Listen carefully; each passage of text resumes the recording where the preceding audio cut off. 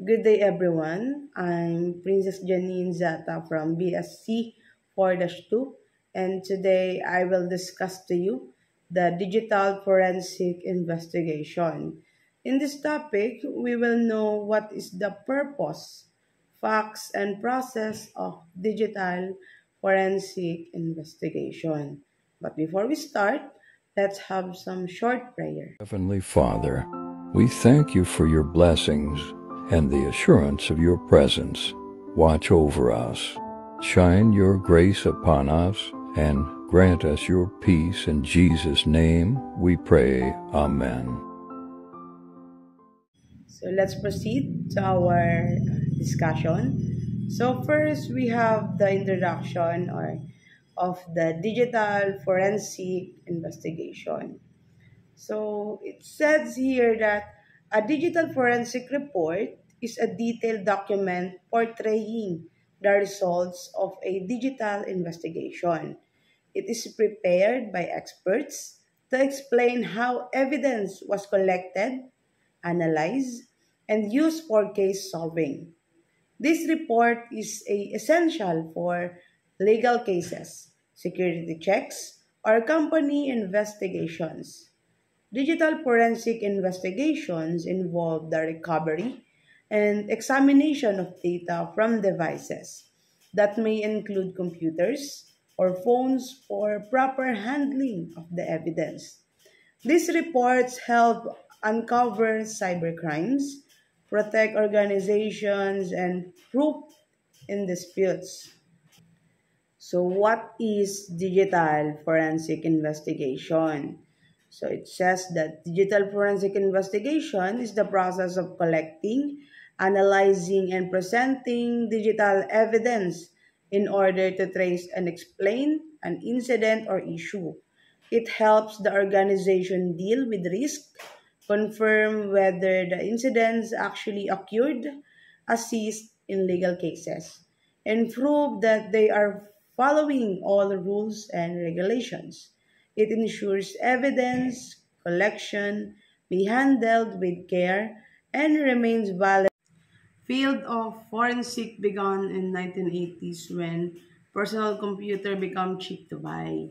In 1984, an associated Federal Bureau of Investigation program was created, which was referred as Magnet Media Program. Now it is termed as Computer Analysis and Response Team or CART. Michael Anderson, the father of computer forensic, came into limelight during this period. International Organization on Computer Evidence or IOCE was formed in 1995. In 1997, the great countries declared that law enforcement personnel should be trained and equipped to deal with sophisticated crimes. In 1998, Interpol Forensic Science Symposium was apprehended in 1999. The FBI CART case load goes beyond 2,000 case, examining 17 of information. In 2000, the first FBI Regional Computer Forensic Laboratory was recognized in 2003. The FBI card caseload exists of 6,500 cases, examining 782 terabyte of information.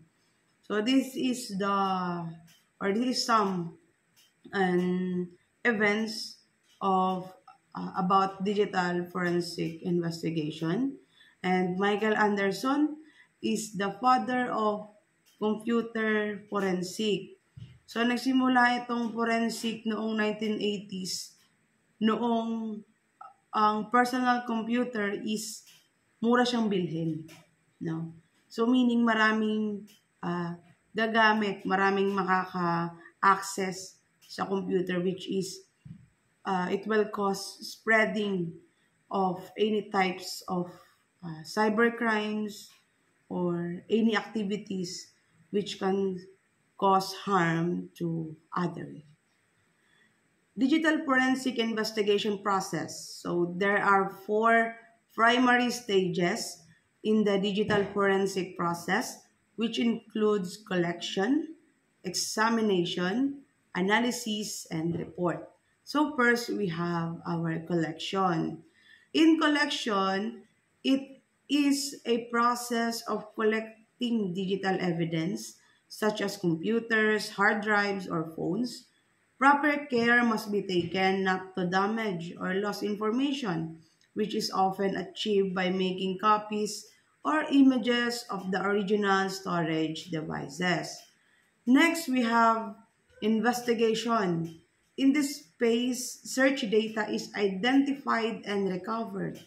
This can be on a live system, which is powered on, or on a dead system, which is powered off. The investigators determine what data is relevant, depending on legal authority such as warrants. Next, we have our analysis. Analysts look at the evidence to answer the key questions, such as who created or edited it, when they created it, and how they use it. This step helps join the evidence to the case. And last, we have a reporting. So findings are placed in a simple report for others, maybe lawyers and judges, to understand. So in digital forensic investigation, we have four primary stages. So first, the collection, examination, analysis, and report. In the collection, ang ginagawa nila is kino-collect nila yung mga physical evidence, no? Yung possible na maging physical evidence, which is digital evidence, computers, hard drives, or phones. And yun is, kinikip nila yon with proper care, no? Hindi siya pwedeng basta-bastang kunin. Hindi siya pwede basta-basta ma-damage kasi possible na mag-cause ng pagkawala ng mga information or ng mga mahalagang information na nakalagay doon sa computer, halimbawa sa phones, kinolek. And then halimbawa walang proper care, what if nahulog, nabasag. And ang mangyayari doon, mag-cause siya ng pagkawala ng information na magiging evidence sana. Next is investigation. In this phase, search data is identified and recovered. So sa investigation naman po, yung mga search data, no, yung mga halimbawa, yung mga nakuha sa collection o sa stage ng collection is na-recovered na yung mga mahahalagang data. Next, we have the analysis. So, ang mag-check po nito ay si analyst, no? O yung ating, magagawa sa stage na ito. Ang titignan po ni analyst dito is sino yung gumawa, bumuo, nagbago, kailan ginawa, at paano po ginawa. Sa step na ito is makakatulong siya, no, para mabuo yung mga sagot sa nasabing case. Next, we have the facts about digital forensic investigation. First, we have it's impossible to recover all data if the device gets damaged. Most assume that a digital forensic expert can recover every last piece of data. Not quite. If the device holding the data is beyond repair, it might become challenging to extract all the data.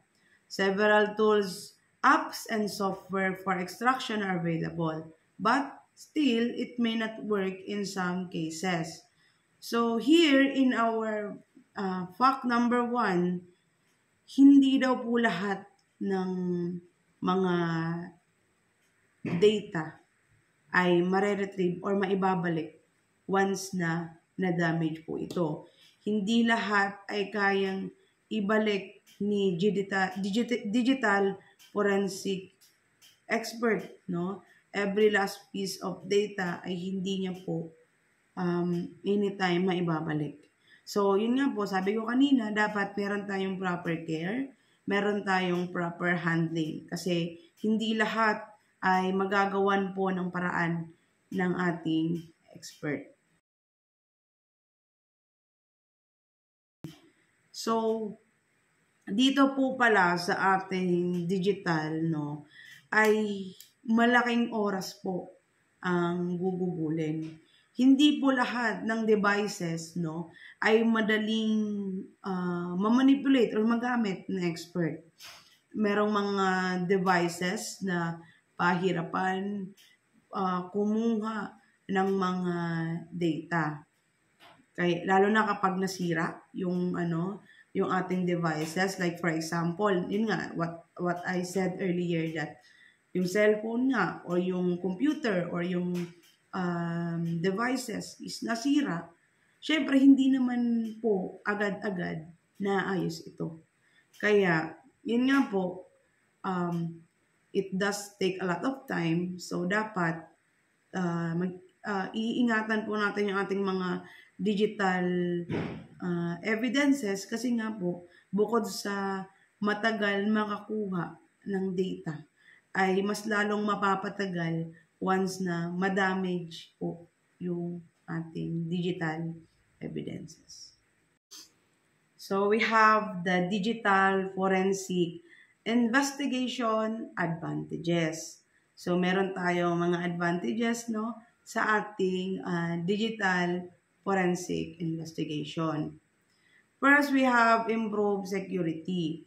It can detect and help rectify the cyber threats in a particular region, thus improving security. So, sa digital forensic investigation po, ay mapapalawak or mapapaigting po natin ang seguridad. Kasi sa digital forensic investigation, sabihin natin siyang para siyang dynamics, no? Every time na may nangyayaring crime, nag-iisip na sila kung ano yung mga possible action para mapaigting yung seguridad sa computer or sa cyber, no, in the internet. And also dahil sa forensic investigation, pinag-aaralan nila kung ano pa yung mga pamamaraan para mas mapaigting, o yun nga, yung mapalawak yung seguridad ng isang o cyber threats ng particular region. Next, we have the quick response. Local teams can react promptly during such incidents to minimize damage or loss of valuable information. So sa digital forensic investigation, magkakaroon tayo ng mabilisang responde para halimbawa yung mga minor pa lang na incidents, no, ay hindi na mapalaki para malesen or maiwasan yung pagkawala po ng mga mahalagang impormasyon na nasa inyong mga computers or mga mahalagang data. Next, we have the reduced cost. Conducting local digital forensic reduces travel and outsourcing cost. Digital forensic investigation disadvantages. So kung meron tayong advantages, no, kung meron siyang magandang benefit sa atin, ay meron din naman siyang mga disadvantages. So first, we have disadvantages is data integrity. Digital evidence is so easily modified, delete, or corrupt that it's difficult to ensure its integrity. So, sa data pala, no, ay pwede palang mabago. Pwedeng mabura, pwedeng masira, na magiging cause siya ng pagkawala ng integrity or yung halaga niya or yung value niya, no? Kaya, yun, mahirap siyang malaman kung ito ba ay base sa katotohanan o gawa-gawa lang. Next, we have the complexity. Analyzing digital evidence requires special skills and tools and tends to be highly technical and therefore time-consuming. Ngayon, sa ating digital forensic investigation is nare-required pala. Hindi ka lang pala basta-basta mag-examine. Kailangan mo pa, or hindi lang basta-basta, may skills ka lang. Dapat meron kang special skills. Meron kang natatanging taglay na kaalaman tungkol sa digital forensic investigation. Hindi lang basta mag-aaral ka, hindi lang basta mag-analyze ka. And tools naman, no, para mas magiging hindi man sabing mapadali, mas magiging magkakaroon ng visa. Yung visa. Magkakaroon ng visa and therefore time consuming nga lang, no? Sa madaling sabi is maraming oras ang ilalaan, no? Hindi pala agad-agad, sabihin natin hindi agad-agad malalaman mo yung result, hindi agad-agad makukuha mo yung information na kinakailangan mo. So next, disadvantages that we have is encryption. If the data is encrypted in a manner requiring a secret key for description, it can be unattainable without it or by providing incorrect keys. Bago natin tapusin, no, ng tuluyan ng ating discussion, meron lamang po akong isang mahalagang sasabihin para sa inyong lahat. So, ito po ay sulat ni Dr. Seuss. Be who you are and say what you feel, because those who mind don't matter and those who matter don't mind. So, maging yung pagiging ikaw ay yung gusto mo, sundin mo nang naayon sa nararamdaman mo. Huwag kang sumunod sa naayon dahil sa mga sinasabi sa paligid mo, no? Hindi mo kailangan na ipakita yung totoong ikaw o yung ikaw dahil lang sa gusto nila. Kundi ipakita mo dahil yun ang gusto mo. Pero syempre sa magandang paraan, yung hindi ka makakasakit ng damdamin ng ibang tao, wala kang maapakang ibang tao. Be the best version of you. Hindi mo kailangan na may improve ka sa sarili mo para sa ibang tao. Hindi mo kailangan na galingan para sa ibang tao, no? Lahat ng gusto mong gawin ay gawin mo para sa sarili mo, hindi para sa mga tao nakapaligid sa iyo. At syempre, gawin mo yung tama. Huwag ka sa mali, no? Piliin natin gumawa lagi ng tama. Dahil kakagawa natin ng mali, ay syempre, may kapalit yang karma, no? So, yun lang po. Maraming salamat. Sana ay may natutunan kayo sa aking topic, no? Sana nadagdagan ang inyong kaalaman tungkol dito. Maraming salamat po at magandang araw po sa inyong lahat. Ma'am, thank you po. Classmate, thank you. Bye.